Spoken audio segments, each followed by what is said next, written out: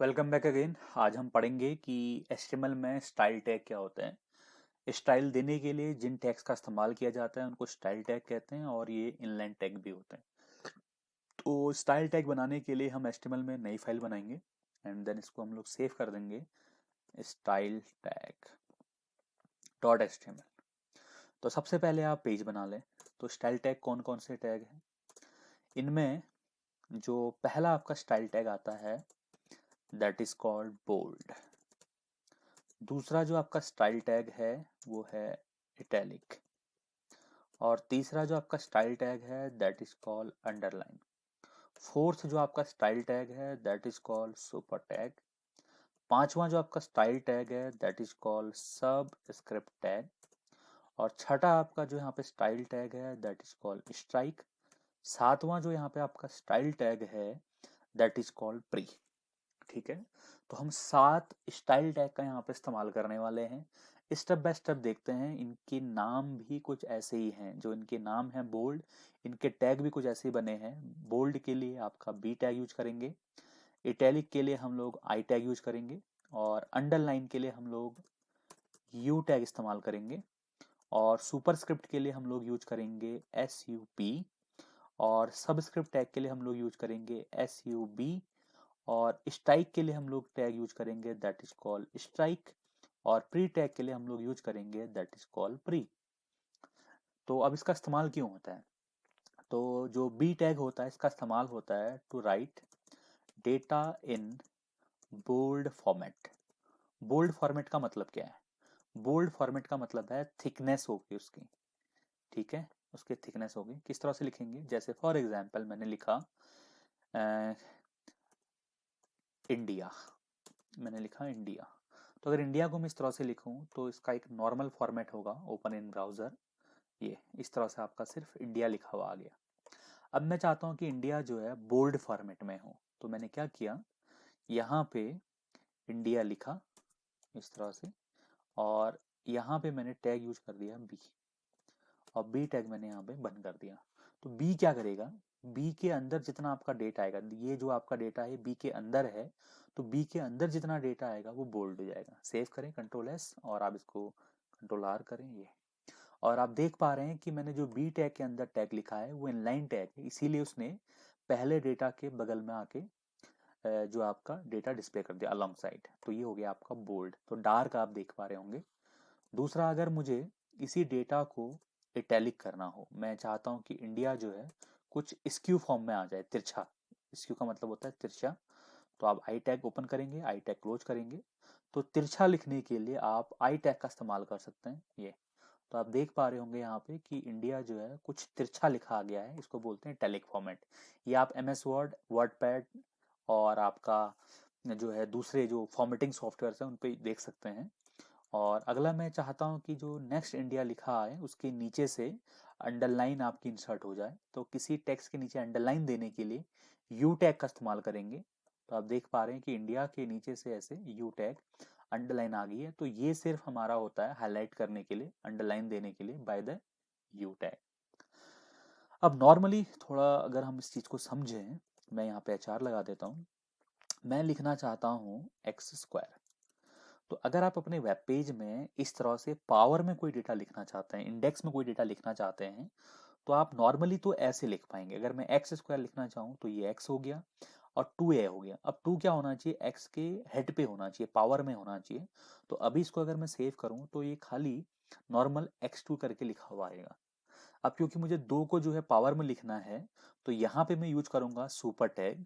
तो super tag के लिए मुझे जिस डेटा को ऊपर भेजना है उसके आगे टैग ओपन करना है, और उसके पीछे टैग को जो है क्लोज कर देना है। ध्यान दें, मुझे 2 को पावर में लिखना है।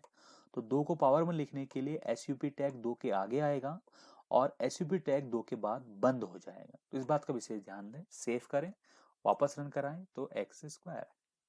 आप देख पा रहे हैं कि यहाँ पर आपका 2 जो है डेटा x के पावर में चले गया है। ठीक है। देन वापस मैंने HR टैग लगाया। अब कभी कभी हमें वेब पेज में कुछ इस तरह से डेटा लिखना होता है H2O।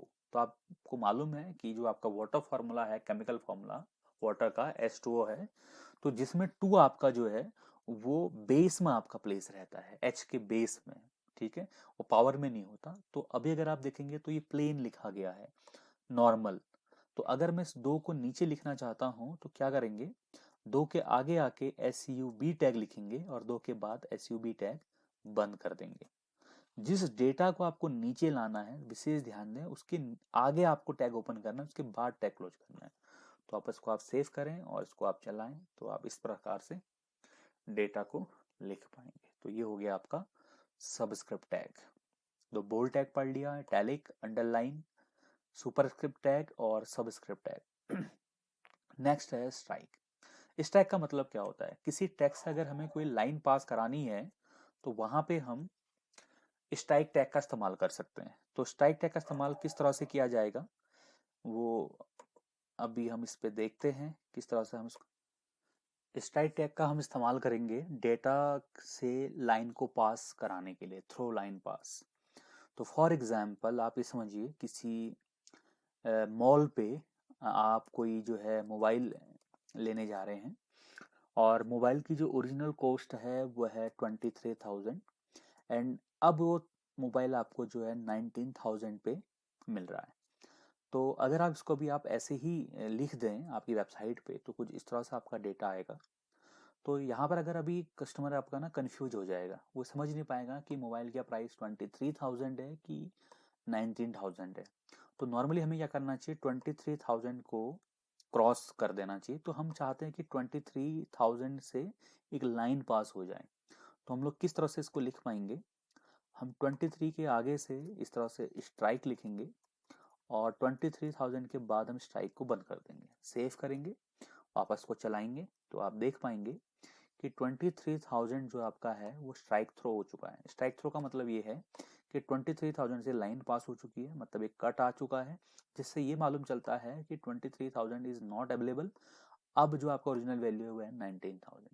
तो इस तरह से हम जो है यहाँ पे स्ट्राइक टैग का भी इस्तेमाल कर सकते हैं। तो हमने bold, italic, underline, super tag, subscript tag, strike ये सारे पढ़ दिए। देन अब हमारा रहता है प्री टैग। फॉर एग्जाम्पल मैं यहाँ पे एंटर कर रहा हूँ 23 लाइन के बाद, ये मैं ऐसे एंटर कर रहा हूँ तो मुझे ऐसा लग रहा है कि 24 से लेके 37 तक काफ़ी स्पेस मैंने दे दिया है। यही स्पेस मेरा वेब पेज पे भी रिजर्व रहेगा।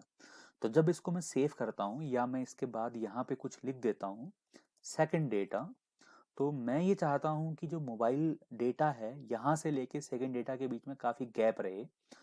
तो इस चीज़ को रिजर्व रखने के लिए अगर मैं वेब पेज को रन कराऊँ तो आप देख रहे हैं सेकंड डेटा इतने दूर आपका नहीं आ रहा है। ठीक है, तो सेकंड डेटा में वो गैप लाने के लिए क्या होता है कि जो वेब पेज होता है वो by default white space reserve नहीं करता है। तो वाइट स्पेस रिजर्व करने के लिए हम लोग क्या करते हैं, प्री टैग का इस्तेमाल करते हैं। तो आप चाहते हैं कि इतना स्पेस आपका रिजर्व रहे, तो आपने क्या करा, यहाँ पे यूज करा प्री टैग और इधर आपने जो है प्री टैग बंद कर दिया। ठीक है, तो जितना स्पेस आपका इस प्री टैग के अंदर रहेगा वो आप रिजर्व रहेगा कुछ इस तरह से।